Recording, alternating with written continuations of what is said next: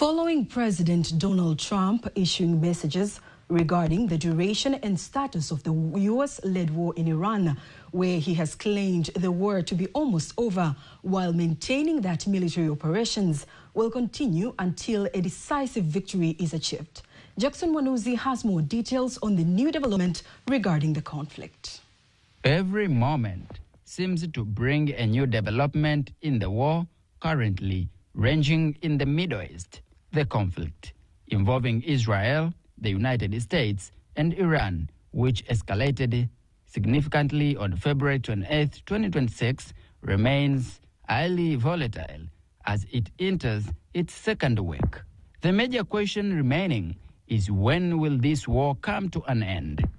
Mojtaba Khamenei, the son of Iran's former supreme leader, Ayatollah Ali Khamenei, who was killed in the attack carried out by the United States and Israel, has been elected to succeed his father. Various sources indicate that Mojtaba, who is 56 years old, has never held any government position nor delivered public speeches. However, it is believed that he may seek retaliation against Israel and the United States following the killing of his father. Observers warn that such a situation could prolong the ongoing Middle East conflict. In Iran, supporters of the ruling establishment have taken to the street of Tehran, celebrating the appointment of the new leader. International sources report that thousands of people gathered in the central square in the Iranian capital early in the morning, pledging their loyalty to the country's new leader. Meanwhile, several Russian media outlets reported yesterday that Russian President Vladimir Putin congratulated Mojtaba Khamenei on becoming Iran's new supreme leader, adding that Moscow will continue to support Tehran. However, although Russia has not officially confirmed that it is assisting Iran, it has strongly condemned the attack against the country.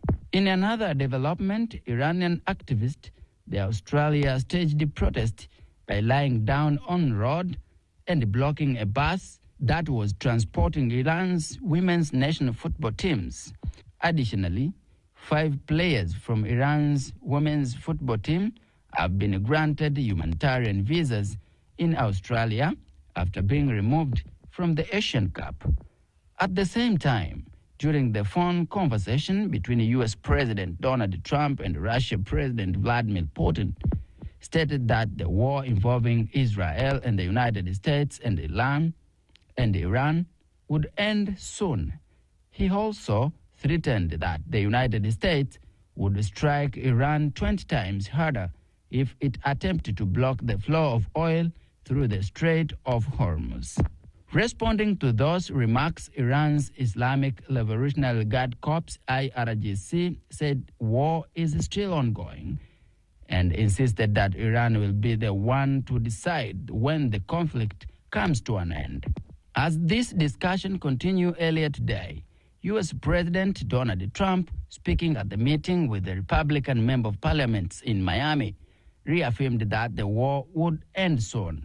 He also claimed that so far about 80% of Iran's missiles have been destroyed. However, there are conflicting reports regarding to this extent that damage.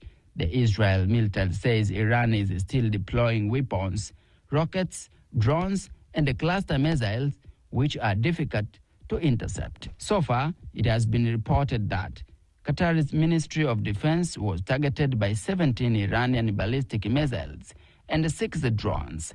Meanwhile, 2 soldiers from United Arab Emirates were killed in the helicopter crash caused by the technical malfunction. Several nations, including Oman, Iraq, Jordan, Syria, Saudi Arabia, Qatar, Bahrain, and others, have also been affected by ongoing conflict. Jackson Mwanuzi, TBC News. To explore more on the current situation of the conflict, TBC News earlier spoke with Partenus Niagira, a political and diplomatic analyst who provides insights into the future of the situation.